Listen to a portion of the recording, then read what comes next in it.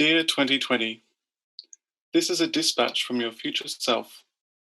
You might be picturing me as some kind of amphibious android hybrid, but let's not get too ahead of ourselves. Let's see, 2020, you're at home, that's a given.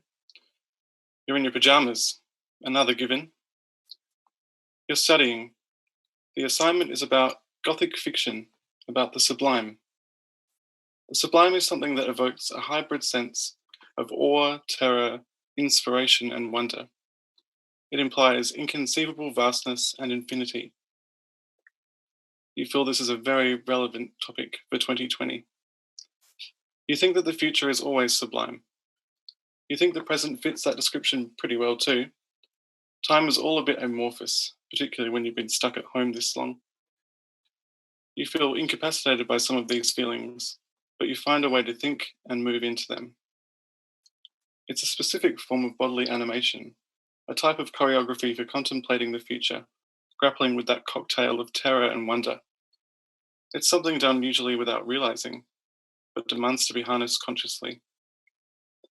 Pacing, often associated with anxiety, agitation, or boredom, you come to see this rather as a transformative activity. While stuck mostly indoors, you pace to keep time and rhythm, marking out points in continuous, timeless monotony. Through pacing, you activate a ritual of remapping and rediscovering space. You pay attention to things you hadn't noticed before, in the home, in the garden.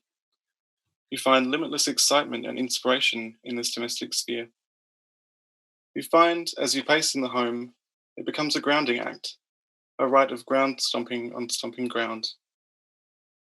Most importantly, you wander as a way of meandering into memory and drifting into the future. Here, that vast, sublime space relinquishes its terrifying grip as possibilities open up.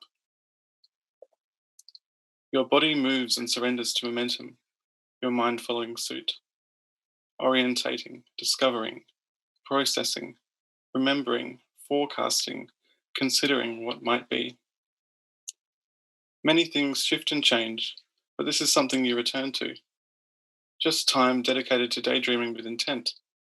You envision it as a televised sport, with no real endpoint or competition at play, just people pacing up and down a field, lost in thought. You don't propose to walk away from or out of the heavy and pendulous responsibility of the future. You instead commit to walking towards, into, and through it.